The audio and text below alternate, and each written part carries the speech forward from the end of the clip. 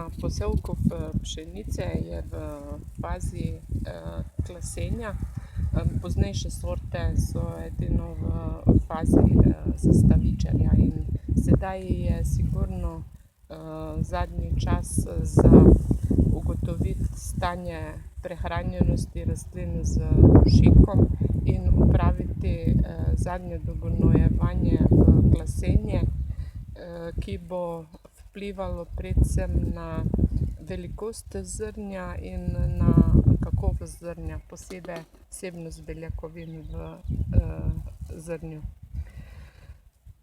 Nekakor pozivamo še vse, ki niso uredili obveznost glede hitrih rastlinskih testov, da to obveznost opravijo. To zadnje dogojevanje ne bo več veliko vplivalo na samo višino pridelka oziroma na velikost klasa, bo pa vplivalo na kakovost zrnja.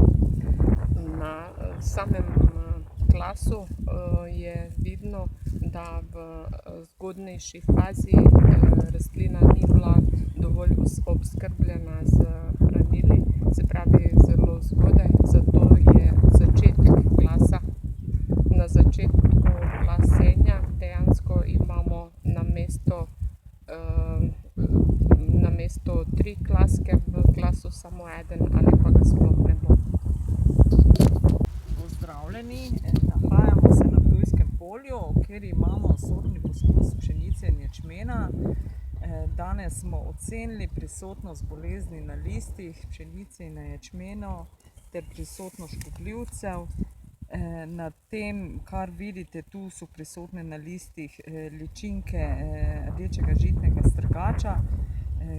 Te ličinke nam lahko veliko škodo naredijo, s tem, ko postrgajo povrhnjico lista, in to se ob toplih dneh lahko tudi z nekaj dnevi že pozna, tako da bodite pozorni na škodljivce.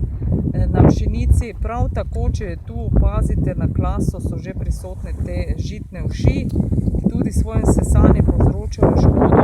Na tem klasu, to je sorta Valbona, ki sodi med zgodnje sorte, vidimo, da je v fazi cvetenja, torej prašniki so se že pojavili in v tej fazi moramo škropiti tudi proti fuzariozam. Zdaj je največja možnost okužb z fuzariozami in ravno zato je potrebno zadevo zdaj urediti. Vkolikor imamo poznejše sorte, ki komaj klase ven tiščijo oziroma še niso začeli cveteti, še počakamo ene par dni. Takrat, ko se bodo pojavili prašniki, faza cvetenja, takrat se odločimo za škropljenje proti fuzariozam in septorijam. Ti pol lahko tudi, če je tega preveč, nam povzročijo preveč toksinov v zrnju oziroma posledično v moki. To še bo poleg dogojevanja zadnji ukrepi na pšenici, potem pa samo čakamo na dobro in obilno žetev in vsem želimo čim večje in čim bolj zdrave pridelke.